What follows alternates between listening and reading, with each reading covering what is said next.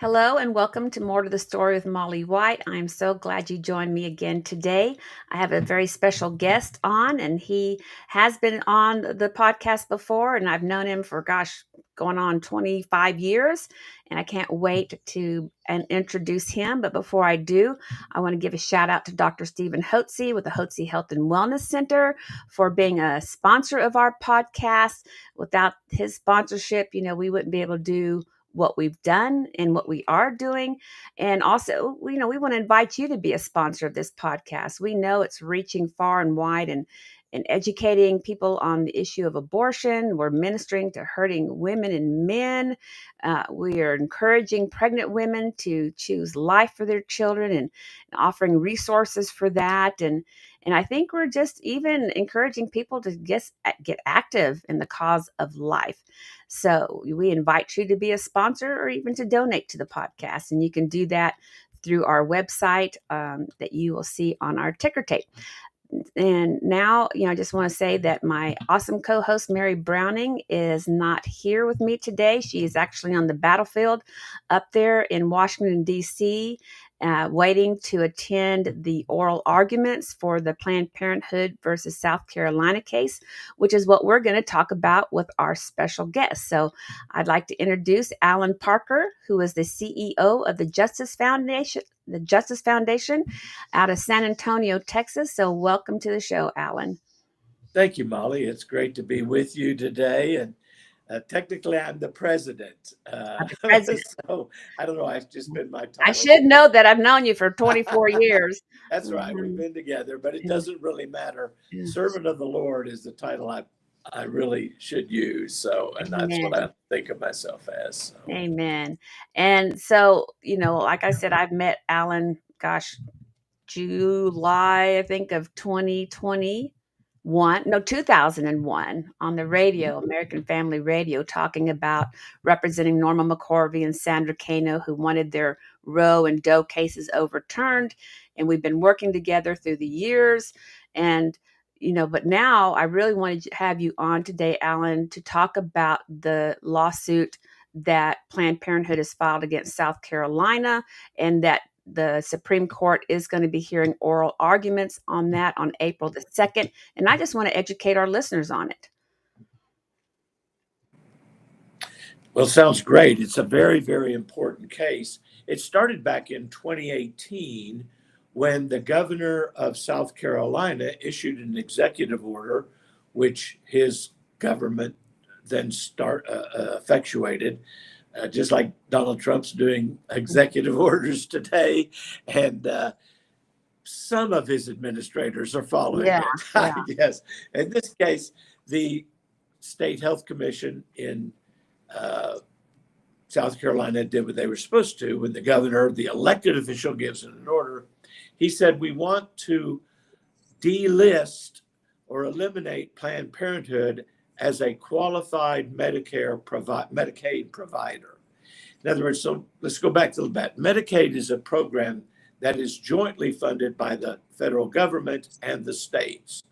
I think most of the money and the creation of it was started by the federal government because they really are not supposed to have control over local medicine and health departments. But once they decide to spend money on something, if the states agree they want to be a part of it, and the terms of the contract are clear and they agree, then they can be bound by the terms. But right now, I may have been a little bit too deep, but right now, you can basically go, if your Medicaid is for low-income people who don't have regular insurance, who can go anywhere they want, but they can go to any qualified Medicaid provider. And Planned Parenthood was for a while, and then the governor said, we're not going to give funding to somebody who kills babies, because the money we give you, even if it's not for that, can then be used, since money is fungible, to support the killing of children. And we don't think killing children is part of healthcare, as it shouldn't be. If you think about it, even for most women, pregnancy is not even a disease. It is a condition, but you're not Now you get a little morning sickness maybe. So I don't want to say, right, you're not sick. Or women say, well, you haven't had morning sickness. Or you might have had Not some everybody gets that. pre-existing conditions that a pregnancy might complicate, but it's not a disease. But that's what the abortion industry wants to convince people, that it is a disease, it is life-threatening, and all of these things, so that they can perform their abortions. That's right. And I'll just remind everyone that the Nazis thought that they were doing medicine too when they killed disabled patients in the T4 program before the Jewish Holocaust solution. And even then, Dr. Mengele, the Nazi doctor on the steps of Auschwitz, would determine which ones would go to the gas chamber first. And they were cleaning up the race. They were improving genetic health for the Aryan race, particularly in that case. But it all kind of goes back to Margaret Sanger's feeling that the weak and the disabled should be eliminated for the purification of our species. And that's still, for many, a major reason for abortion, population control. And it's very racist based. Yes, it was definitely targeted. And even today, African Americans are only 10% of the population, but they are 30% of the abortions in America. So 3 times their number. That means their percentage of African Americans as a population percentage is going down every year. And that was the goal of Margaret Sanger, who is the founder of Planned Parenthood. She was also the one who really pushed birth control on our society, the birth control pills. It wasn't legal when I was born, thank goodness, because I had a 50-50 chance of being here, So birth control hasn't always been legal, but Margaret Sanger used birth control, and then it evolved to abortion because birth control didn't always work. But her goal was to decrease the Black populations and indigents. That's right. And contraception has become more accepted. No one's suggesting that be made illegal today, but because it doesn't kill a human being. Now, some forms of it do, and anything that kills a human being, including abortion, should be outlawed. And we believe there's a right to life in the Constitution that even protects children in the womb. But it hasn't been, it doesn't right now, but I believe the Supreme Court will do historical research and find that to be true. Now, getting back to our case at hand. So when the governor of South Carolina said no more funding for Planned Parenthood, Medicaid recipients, the sick people, still had hundreds of other places to go to get their treatment, their real medical treatment. And so it wasn't like sick people aren't getting helped, but one of the Planned Parenthood patients and our clients, I don't like to call them patients, because particularly in the abortion context, there's no real doctor-patient relationship. And Planned Parenthood sued. And so that's why the case has gotten to the Supreme Court. This is the second time, actually, for the Supreme Court, because the Supreme Court, the lower court said, you can't do that, South Carolina, because the Medicaid sort of talks about going to any qualified medical provider. Well, that is the language, but that doesn't mean if your favorite provider or they aren't considered qualified, that they have a federal right to sue in federal court. That's called a private cause of action. Lots of rules are enforced administratively, but you can't go and sue them. If my neighbor doesn't pay his taxes, I can't go sue him because he doesn't pay his taxes. It's got to be the IRS that does that. So in one sense, the pure legal question in the case is, does Planned Parenthood and this patient have a right to a private cause of action where they get to sue? And there's an appeal process through the state law if you don't get the provider that you want, that kind of thing. Planned Parenthood at first didn't even use that. Now they've gone back and they're trying to get that. But that's enough. You don't have a federal cause of action. And the language is it an unambiguous designation by Congress that private individuals can sue? That's a very significant expansion of, in one sense, the court's powers. And so Congress can do it, but they did not do it in this case. And liberal judges sort of just made it up. Imagine And that. we think that, yes, just like they made up the right to abortion in the Constitution.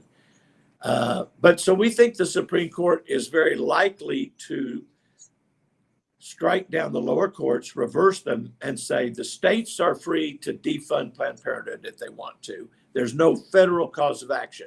Still be up to the states. Some states are going to continue to give Planned Parenthood money. But it would mean if we win this case that any state that wants to, and there's probably 15 to 16 already, about a third of the states that ban abortion probably don't want them to get money to abortionists. So it'll help a lot of the states. And then the other big battle going on right now, and so this will be argued, well, I'll just stay at this regard. It'll be argued this coming Wednesday, April 2nd at 10 a.m. Eastern time. And people can listen to these if they want to. Go to the Supreme Court on the day of oral argument, and they record them, and you can listen to them. They're interesting, though this one will be rather technical on, is there a private cause of action? Talking about this case or that case, is it unambiguous? It's a little bit of a legal question. It's not quite as dramatic as the abortion pill case.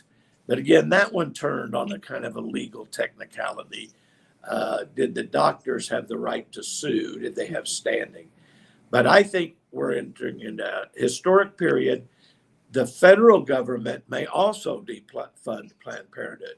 So if they lose their federal money and their state money, they would be drastically curtailed in the abortions that they could provide. And that is the bulk of their business. Though they're also trying to move into the transsexual surgery business also. Anywhere they can make a buck, you know. And like you said, abortion really is the primary service that Planned Parenthood provides. They talk about doing STD testing and pregnancy care. They do not do pregnancy care, very rarely. You know, they're not there to help you have a baby. They're there to help prevent you from having a baby. But they do STD testing. But that's not the majority of their business. It is abortion. And even if they get these Medicaid fundings and they get other fundings, that loosens up money that they make from, you know, their profits to then go and support pro-abortion candidates or to legally challenge pro-life laws. I mean, so there's other ways that they can manipulate their money to be used for things like suing South Carolina. That's right. And we represent 138 women hurt by Planned Parenthood abortions in that case. And there are many, many other women. I believe every woman who goes there is damaged by killing her own child. And in fact, I have a quote from Darlene, if I could quote that kind of shows it. I know you know the experience, but though yours was not a Planned Parenthood abortion. But as soon as, Darlene says, as soon as the abortion began, I began to feel sick to my stomach. As it continued, I knew without a doubt that I was killing a child, that it was not a mere blob of tissue, as they had said. That's one of the reasons I think there'll be a lot of malpractice cases against them, because they deceive Absolutely. women. And that's what I want to do. Go ahead. At that point, I wanted to stop it, but I believed it was too late and that the damage was done. For years, I had to carry the guilt of killing my own child. I later carried 4 children, and with each child for 9 months, I was consumed with guilt over the murder of my first child. Make no mistake, abortion is murder. Even after 30 years, the pain still lingers for Darlene. And then I asked her, one of the questions we asked the women is, based on your own experience, what would you tell a court that believes abortion should be legal? And fortunately now the Supreme Court does not believe there's a constitutional right to abortion, so we can ban abortion. And here's what she would tell the courts, like in states that are considering whether there's a state right to abortion. I would tell the court that abortion is murder and that all you have to do is have one to know that. I would tell the court that murder is murder and nobody has the right to take the life of an innocent. I would tell the court that just because a woman is carrying a child, no more gives her the right to kill it than she would have if she already delivered the child. I would tell the court by allowing women to kill their children, they're not only killing the children, they're damaging the women and girls and society as a whole. The less value life has in the womb equals the less value life has Wow, outside. that was powerful. And we just had two guests on our podcast that are also have their declarations involved in your amicus brief, and that's Corey Peterson and Mary Ann Sambo. And so, we had them as guests on our podcast just recently. So it's the power of testimony, I think, that really changes hearts and minds. And it's so important to have these declarations. And I just want to give a shout out now that if you've had an abortion and uh, you've been healed from it, or you want to go through the healing, or you want people to know how that abortion impacted you, that could be used to defend pro-life laws and to educate lawmakers, then we invite you to go to operationoutcry.org and fill out a declaration. It's just a questionnaire about your abortion experience. You can do it anonymously, or you can give your first name or your full name. We always protect the privacy of the women who fill out declarations unless they give full disclosure of, yes, for me, yes, you can use my name and to make that public. But we invite you to do so because it's so, so important to share your story, to for educational purposes and for ministry purposes. And I know my declaration has been used in many amicus briefs with the Justice Foundation and even with the state of Texas and in other suits or amicus briefs to defend the pro-life legal battles. So it's just important. And it's really an honor. And we know, and I know you can give an example, Alan, that the justices read these. Absolutely. And they base their Mhm. opinions on them.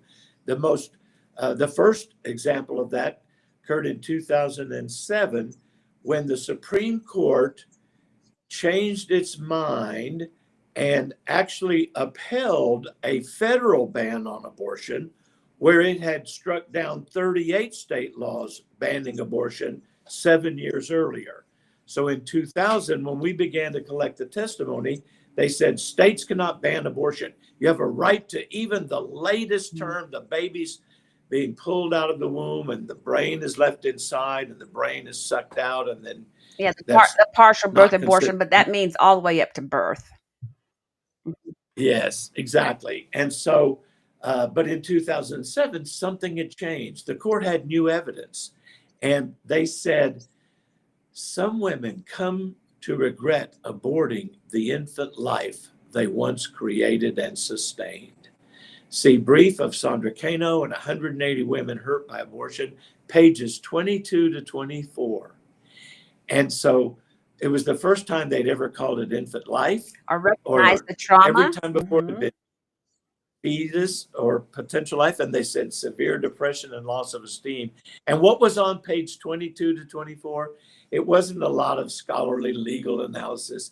It was line after line, testimony after testimony of women describing things like Darlene just said, but talking about suicide and suicidal feelings, drug abuse, allowing men to treat you as unworthy because you felt like a murderer. So it was a beautiful testimony. And we know in writing that the court thought about it, and this is why they said it.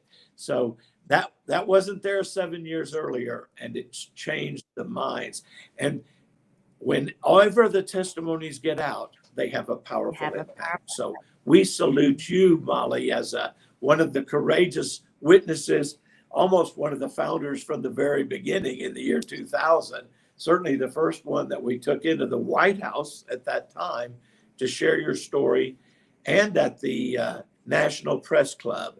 And I always remember they were shocked by the power of your testimony, and they were shut up by it. I said that your testimony shuts up the mouth And of it the was the lions. media that was You're the media that was there that was yeah, really yeah, surprised, yeah, and this is an encouragement for our listeners and our viewers that, I was invited by Alan to go to this national press conference and to go to the White House, and it was the first time that I would share my testimony outside the comforts of a church or private setting and go public and go national on television even. And, I was overcome with fear. I mean, fear hit me as soon as I agreed to go. But God spoke to me. He gave me the courage, and I went in fear and trembling. I went. I went out of obedience. I went out of, you know, I wanted people to know how abortion hurt me and how abortion hurts women. And so even standing there just shaking, as I'm sharing my testimony, I did it. And it was a breakthrough really for me, because I was received with love from the people who attended the events.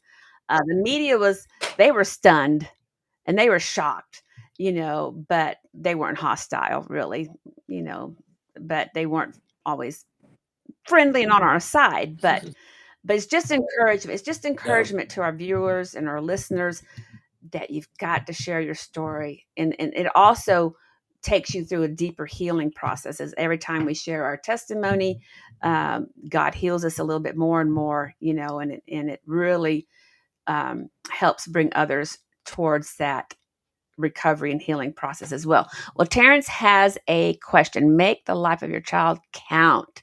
Visit Operation Outcry and sign your declaration. That's beautiful. That's my producer Terrence throwing that in. Make the life of your child count. That's beautiful. yeah. Hmm.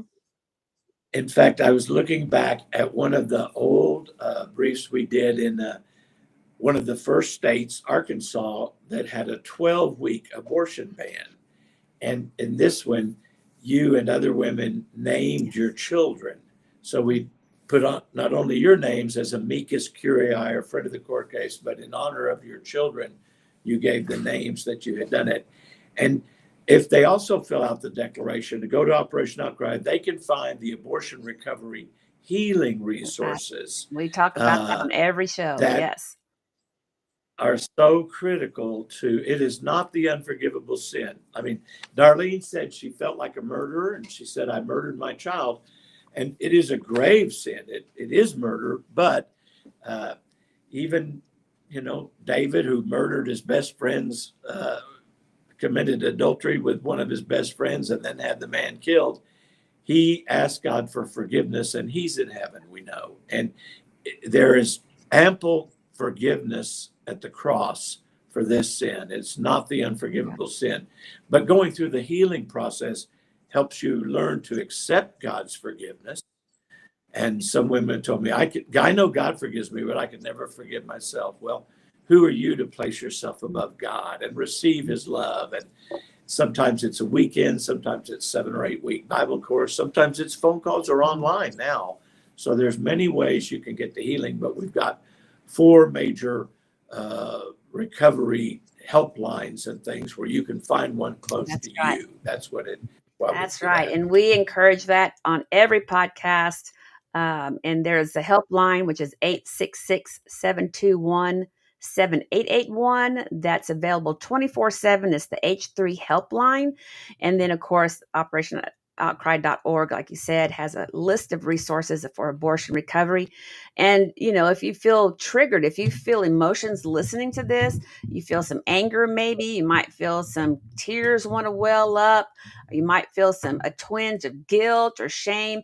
I think that's God telling you, hey, you've got some pain that I want to heal you from, and to take you through, this restoration process, and it's an invitation from the Lord, and we're inviting you. We're inviting you to receive the forgiveness of God and to go through abortion recovery if you've had one in your past, whether you've a woman, a mother that's aborted her child, or a father who's lost a child through abortion, or even the grandparents, the siblings, anyone who's been impacted by the loss of a child through abortion. God wants to heal you. restore you, and then use you for his glory. So, Alan, is there anything else you would like to say before we got to go? I just want to thank you, Molly, for doing this program, educating people, getting the word out, sharing your story, and helping others in the movement share their story. I really, really mean it. And I was going to say it privately after the show, but I thought I just need to say it to you publicly too. I deeply appreciate all that you do. Well, thank Thank you. you. There are several reasons why I do it. One, we want to comfort those with the same comfort we ourselves received. We want to, protect women, pregnant women, and hope and encourage them to choose life. Um, and then we want to step on the enemy's head. He's a liar, a deceiver, and a murderer. And one way that he has been so effective in murdering is through abortion. And so we want to expose his lies and, the lies and deceptive practices of the abortion industry and protect, like I said, to protect women as well. So and give women and men an opportunity to share their story. That's another reason why we do this podcast. But so thank you, Alan, for that blessing and that encouragement. And thank you all for joining in to More to the Story with Molly White. We look forward to seeing you again next time. Thank you, Alan Parker, for all you do for the kingdom of God. God bless you, and bye-bye. Thank you.